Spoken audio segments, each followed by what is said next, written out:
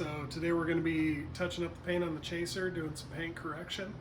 This has been one of my specialties. I've been working off and on detailing for about 10 years now.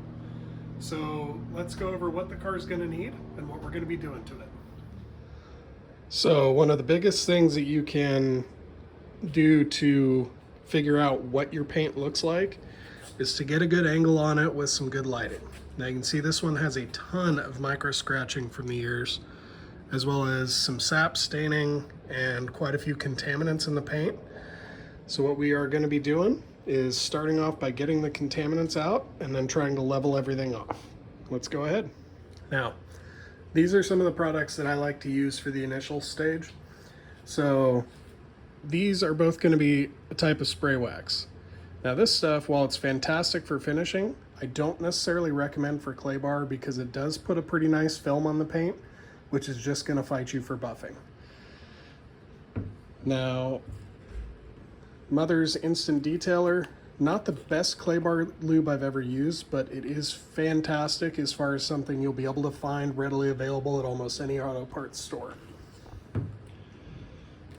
As far as the clay bars, they do make different levels of them. However, once again, availability is a thing when you're doing your own work. So these are going to be the Mother's brand ones that came with the Instant Detailer product. They even come with a rag to help you out.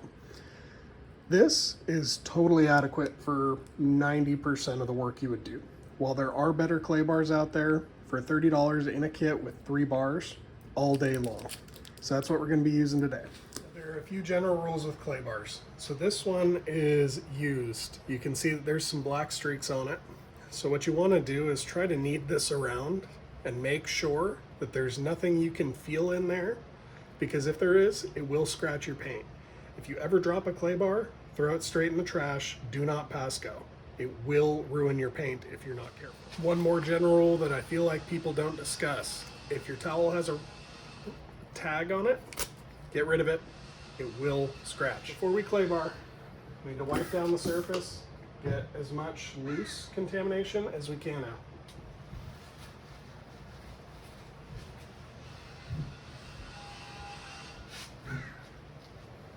Okay. So now the dust is off. Let's get it as lubed up as we can. First few are going to take a while. Once you get some of the spray wax on there, it's going to help. Now I like small circles. It doesn't matter a ton how you do it. The big thing is do not let it run dry or you will have a bad time. Now what I'm listening for and what I'm feeling for is for the paint to be smooth. As soon as you stop feeling a drag, as soon as it stops feeling gritty, you're good in that area. It's just like that. See what came off of that small area? That's what we want. You can even feel and hear what you're wiping. Now by the paint being smooth, here's what I'm talking about.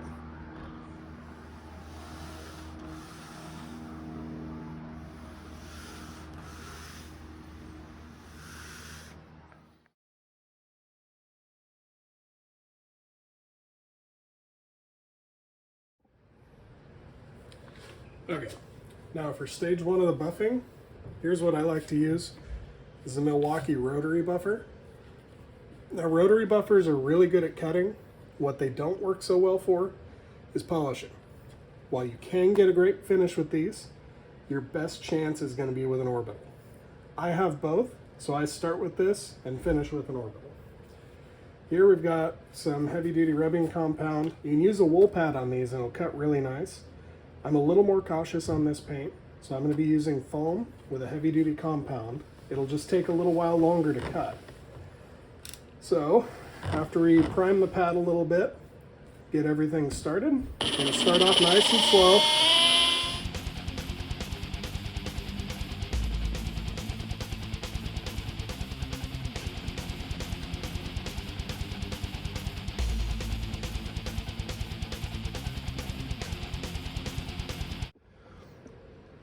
Now, as much as I'd like to say perfect is an option, sometimes on old paint, There are scratches that just won't want to come out.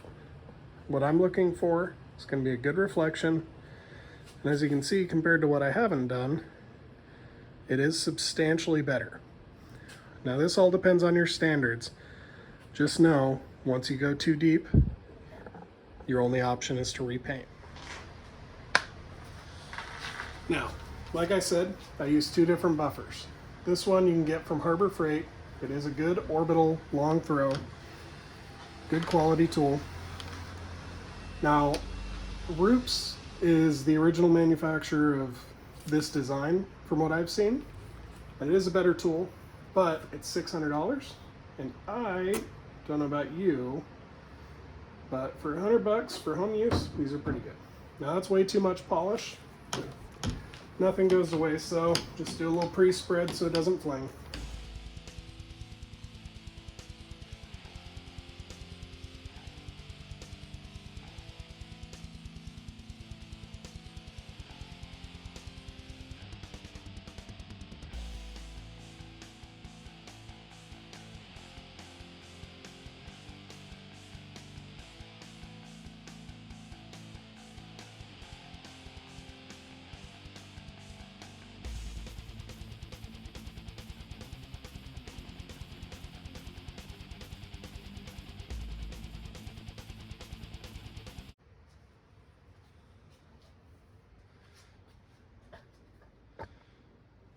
Now with white, it's going to be a little hard to see your result.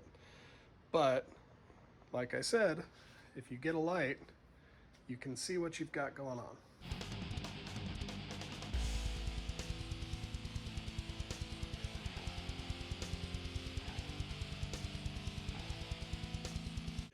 Now, on my quarter panel, I do have a little bit of a downside with this car that unfortunately I didn't notice until after I bought it. Aside from that being buckled from someone rolling it wrong. Now if you look closely on the pillar, you can see this hazy area. Now not a lot of people know what that is. That is the result of somebody repainting the back of this car, and I'm pretty sure that is going to be solvent pop from the same thing. So in this case, for sure the trunk has been painted, and for sure both quarter panels have. Another smoking gun that led me to that conclusion. You have a big old run right here. So it's not a terrible job for a pearl white, but it's not great. As you can see, this side has the same thing. Now these burns is what they call them in the paint world. What they're doing, normally you would want to spray clear coat over the whole panel and just blend the paint back there. What people do to be cheap, especially when you have no seam right here and it's one solid piece, is they'll only spray clear up to about here, and then they use what's called blender. What blender does is it melts the clear coat into the old clear coat. Now the downside to that is this haze is pretty much permanent unless I want to repaint the whole car, or at least the whole back half. Now there are ways to clean these up, but you have to proceed with caution, because probably 8 times out of 10, the harder you buff, the worse they get. Burn-ins, this is the most I'll ever do. Orbital polisher, a little bit of machine polish on it.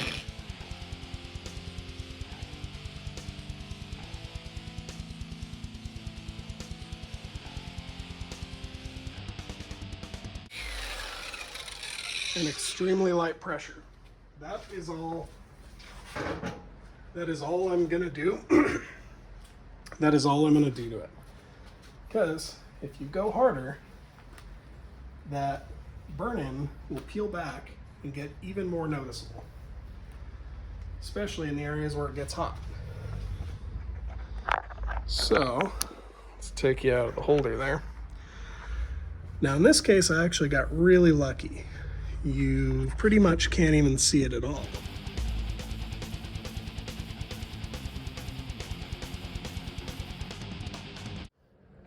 Now another thing this quarter panel has that I'm going to be really careful with is a couple of little spots where you can tell either body filler or something failed after it was resprayed.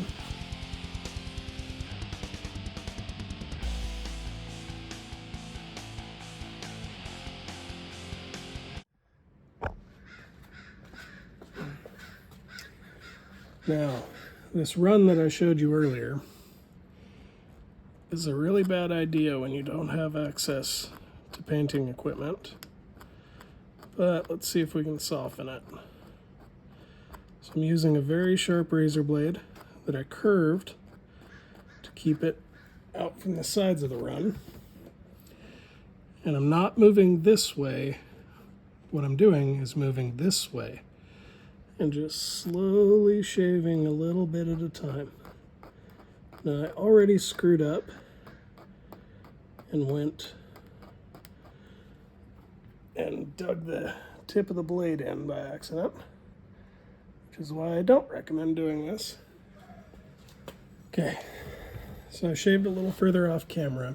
Now what I'm using is something hard and flat, and we are going to ever so gently use some 400 grit if you can find it.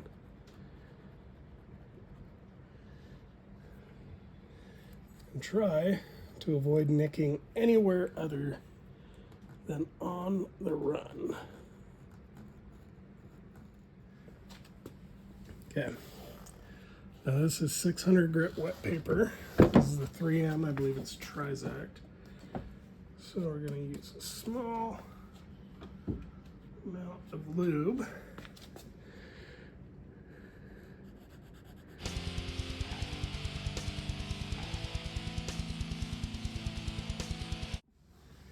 Now my home selection doesn't have 1000 grit, so we're going to be using some 1500. Now 1500 grit, we're still using the hard block. We're going to go ahead and start cleaning up around it a little. Very carefully. You will still burn through with 1500.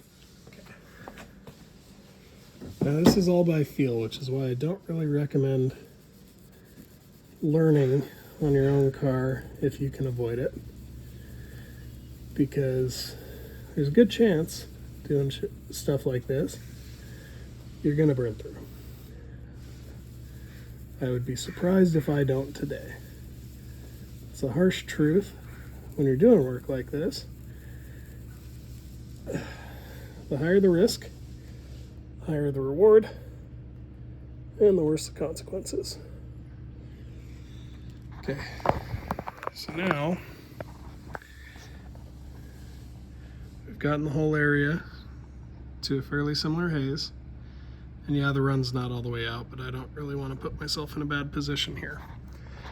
Just like with everything else, knowing when to stop is half the battle. Do a little more cleanup here.